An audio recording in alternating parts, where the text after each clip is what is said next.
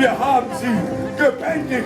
Wir haben sie aus der Ferne herangeholt, eingefangen und eingesperrt in diese magische Wand. Und jetzt wollen sie raus. Sie wollen bezwungen werden.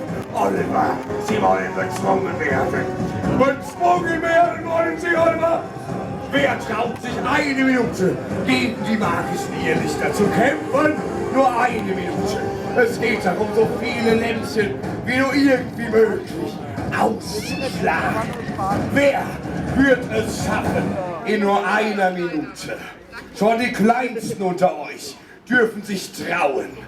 Die Größten ebenfalls, die Ältesten, die Jüngsten. Jeder darf gegen die magischen Irrlichter kämpfen. Es ist ein Spiel.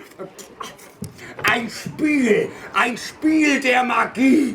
Ein Spiel der Generation.